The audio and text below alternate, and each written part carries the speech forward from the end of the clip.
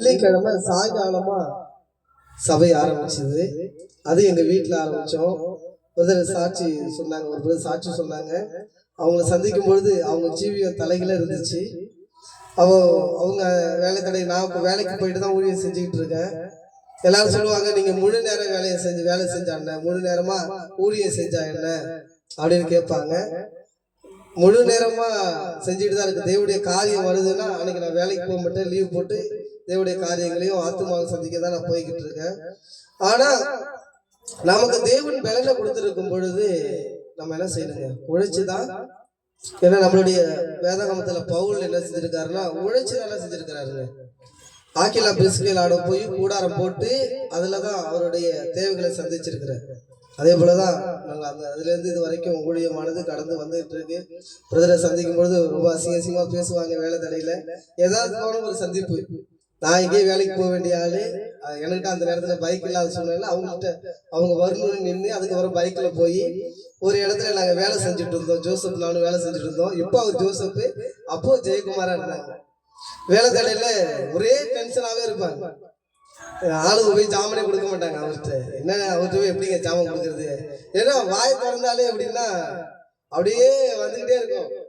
ஏதாச்சும் ஒரு சின்ன மிஸ்டேக்னா ஆளுல டக்கு டக்கு டக்குன்னு, ஏன்னா எனி டைமும் ஒரு ப்ரெஷர்லேயே இருந்தாங்க, ஒரு அழுத்தத்திலே இருப்பாங்க. என்னன்னு அது தெரியல, ஒரு அழுத்தத்திலே இருப்பாங்க, ப்ரெஷர்லேயே இருப்பாங்க. அப்போ எப்படா இந்த சகோதரன்ட்டு பேசுறது அப்படின்னு சொல்லிட்டு கொஞ்சமா ஆண்டவர் குறித்து பேசுனா அப்போ சொன்னாங்க, ஆண்டவர் அது யாராவது இருந்துட்டு போட்டு முருத இருந்துட்டுங்க பிரதன்னு சொல்ல இருந்துட்டு போட்டுங்க, அதெல்லாம் எனக்கு என்னங்க, அதெல்லாம் ஒன்றும் இல்லைங்க.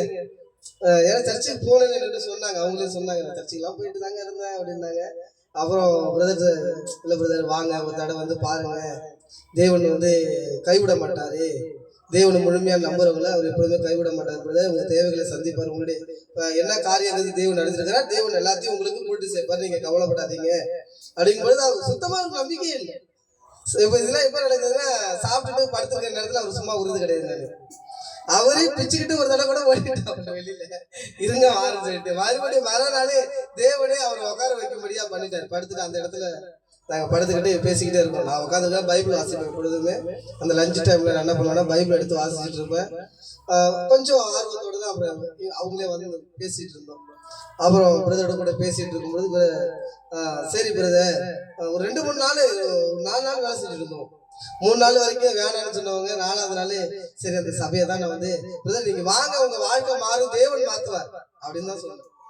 அப்படின்னு சொல்ல பிரதர் சொன்னாங்க, சரி ரைட்டு போயிட்டு பார்த்துட்டு வரோம் அப்படின்னா. அது வரைக்கும் பாருங்க, நான் தான் ஊழியம் செய்யறேன்னு, தேவனுடைய கிருபையில நான் தான் ஊழியம் செய்யறேன்னு அவங்களுக்கு தெரியாது.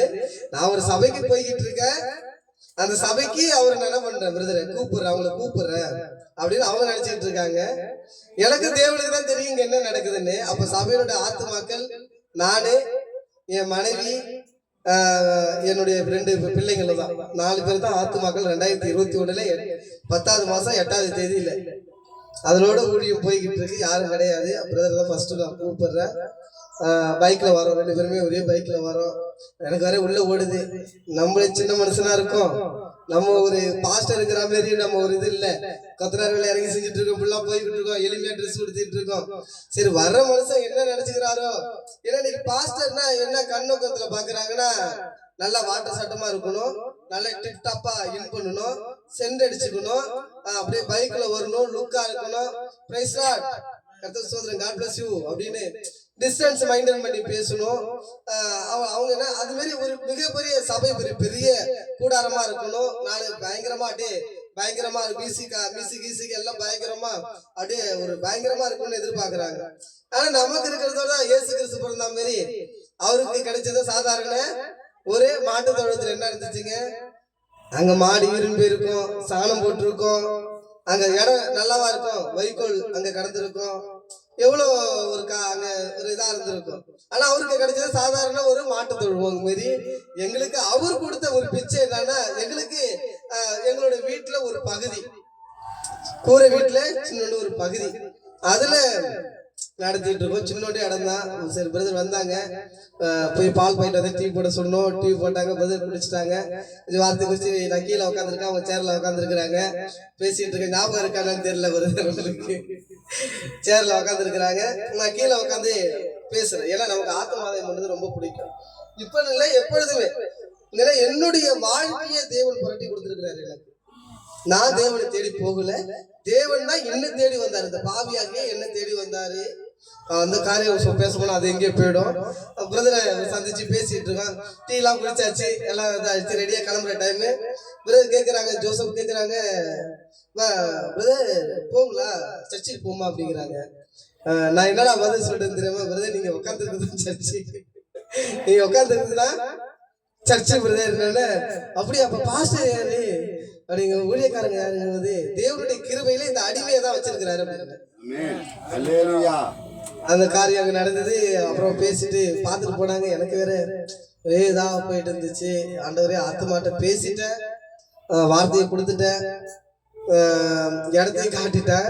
ஆனா அந்த ஆத்மாவை வாய்க்கப்பட்டது நீங்க தான். நாங்க பொண்ணு பொருளுக்காக நாங்க பிரசங்கம் பண்ணல. எப்படியாவது ஆத்மாக்கள் பரலோக ராஜ்யத்துக்கு வரணும். ஏன்னா என்னுடைய சகோதரர்கள்லாம் நீங்க ஆதியாகமம் தொடங்கி வெளிப்படுத்துற விஷயம் வரைக்கும் பாத்தீங்கன்னா யாரும் பணத்துக்காக ஊழியம் செஞ்சுதான் கிடையாது. எல்லாருமே எப்படின்னா ஒரு ஆத்மாக்கள் ரட்சிக்கப்பட்டு பரலோக ராஜ்யம் போகணும்.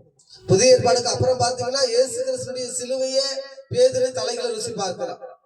பவுல் கழுத்துக்கு கத்தி வந்துட்டு, மரணமே உன் கூரை எங்கே, பாதாளமே உன் ஜெயம் எங்கே. ஒவ்வொரு மனுஷர்களும் யோவான எண்ணெயில போட்டு இது பண்ணாங்க. நிறைய பாடுகள் அனுபவிச்சு ஆத்மாக்களை அவங்க என்ன செஞ்சாங்க, திசை திருப்பினாங்க. அப்ப எடுத்து வாசிக்கும் பொழுது யாரும் பணத்துக்காக உபதேசம் பண்ணவே இல்லை. அப்ப பாத்தீங்கன்னா வார்த்தை முக்கியம். அதனால தேவன் அப்படி எங்களை கொண்டுட்டு வந்தாரு. அப்புறம் பிரதர் மலரார் வருவாரா என்னன்னு எங்களுக்கு தெரியல. பார்த்தா மலாவது வாரம் வந்துட்டாங்க. சரி right okay, God bless you, ஆண்டவரே ஸ்தோத்திரம். அதுக்கப்புறம் 2 வாரம் லீவ் போட்டாங்க. திரும்பி நானும் போன் அடிச்சு பேசுறேன், பிரதர் வாங்க அப்படின்னு. என்ன அவங்களுக்கு எப்படி இருக்க சூழ்நிலை தெரியல. அப்புறம் ஒரு நாள் நாங்க வீட்டுல போய் சந்திச்சோம். முதல் சந்திப்பிலே அவங்களுடைய மனைவி எங்களுக்கு சாப்பாடு ஆயத்தம் வச்சிருந்தாங்க. சாப்பிட்டுட்டு போங்கன்னாங்க, வழி கட்டாயமா சாப்பிட்டுட்டு போங்கன்னாங்க. இல்ல பிரதர் சிஸ்டர், எங்களுக்கு மேக்சிமம் நாங்க போனது இன்னைக்கு உண்மையை சொல்றேன், உண்மையாவே அவங்கள பார்க்க தான் போனோம் சபைக்கு. ஆனா அவங்கள சொன்னது என்னன்னா, நாங்க உங்களை பார்த்துட்டு பீச்சுக்கு போறோம் அப்படின்னு தான் சொல்லிட்டு வந்தோம். ஏன்னா முதல் சந்திப்பு இல்லைங்களா, எப்படி இருக்காங்க என்னங்கிறது நமக்கு தெரியாது. அந்த மாதிரி சாப்பாடு ஆயத்தம் பண்ணி வச்சு கறி குழம்பு வச்சிருந்தாங்க. எங்களை சாப்பிட்டு போக சொன்னாங்க. அப்பெல்லாம் அவங்க பொண்ணு அவ்வளோவா ஒரு இது இல்லை, வருவாங்க. இங்க இன்னைக்கு அன்னைக்கு ஜெயராணியா இருந்தாங்க, இன்னைக்கு ரூத்தா ரட்சிக்கப்பட்டு ஞானசானம் எடுத்து இன்னைக்கு அடக்கமா ஒரு அமைதியான பிள்ளையா இங்க உட்கார்ந்து இருக்கிறாங்க. அன்னைக்கு பாத்தீங்கன்னா நீங்க அவங்களை அப்படி பார்க்க முடியாது. நாங்க உள்ள போயிட்டோம்னா திடீர்னு ரூமுக்குள்ள போயிடுவாங்க, கதவை சாத்திடுவாங்க, ரூம்லயே தான் இருப்பாங்க. ஒரு ஒரு இன்னைக்கு பார்த்தா அப்படியே இவங்க ரூத்தா ஜெயராணியான வியப்பா பார்க்க வேண்டிய ஒரு சூழ்நிலைக்கு இன்னைக்கு நாங்க இருக்கிறோம். அந்த அளவு தேவன் இன்னைக்கு கிறிஸ்துக்குள்ள கொண்டுட்டு வந்து இன்னைக்கு ஞானஸ்தானம் தேவனுடைய கிருபையில கொடுத்து இன்னைக்கு அருமையா இருக்காங்க. அதுக்கப்புறம் அவங்க மருமகன் பயங்கரமான ஒரு விக்கிரக ஆராதனை, பயங்கரமா தீவிரமான ஒரு பக்தியில் உள்ளவர். அவர் மாரி ஒரு பக்தியில பார்க்கவே முடியாதுங்க. எங்கெல்லாம் சவுண்டு கேட்குதோ அங்கெல்லாம் அங்க இருப்பார். அப்படி இருந்த மனுஷனை இன்னைக்கு தேவனை குறிச்சு அறிவிச்சு பேசும் பொழுது, அப்போ அவர் வேதாகமத்தை படிச்சாரு, அவர் சம்பந்தமான புக்கையும் படிக்கும் பொழுது எல்லாம் இயேசு கிறிஸ்துவ மைய பத்தி தான் பேசுது. அப்போ அவரோட கூட தொடர்பு கொள்ளும் பொழுது தேவன் அவர் அங்கிருந்து என்ன சொன்னாருங்க, விடுதலையாக்கி இன்னைக்கு அவரும் ரட்சிக்கப்பட்டு இன்னைக்கு கிறிஸ்துக்குள்ளாக இன்னைக்கு சகோதரன் ஜோஸ்வா, அப்புறம் ரூத் கணவன் மனைவி சாரோன் அவங்க பிள்ளைய கூட பிரதிஷ்டை பண்ணி இன்னைக்கு இங்க இருக்கிறாங்க. அப்புறம் தாயார், அதுக்கப்புறம் சகோதரி, இவங்க எல்லாரும் வந்திருக்கிறாங்க. முதல் விசுவாசி 5க்கு அப்புறம் 6ஆவதா பிரசாந்த் சிங் தான் எங்களுக்கு. 4 1 2 3 4வது விசுவாசி யாருன்னு பாத்தீங்கன்னா பிரசாந்த் சிங் தான். அவரு தான் அப்படியே இருந்து வராரு சர்ச்சுக்கு, இன்னமும் அவர் வந்துட்டு இருக்கிறார்.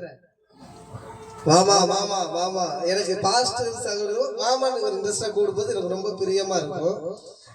கர்த்தர் அவரையும் ஆசீர்வதிச்சு முன்னால ஒரு நிலைமையில இருந்தவர் இன்னைக்கு ஒரு ஜெபிக்கக்கூடிய ஒரு வீரனா, இன்னைக்கு அவரை ஜெபிக்க சொன்னீங்கன்னா கருத்தா ஜெபம் பண்ணுவார்.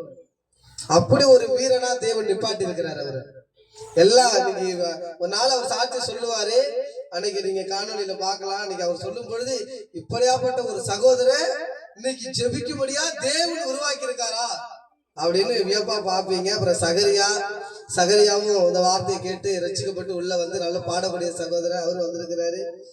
இவ்வளவு காரியங்களை தேவன் உங்களை தான் கொண்டு வந்து நிப்பாடி வச்சிருக்காங்க. God bless you. கர்த்தருக்கு நான் எப்போதுமே கடமைப்பட்டவனா இருக்கிறேன்.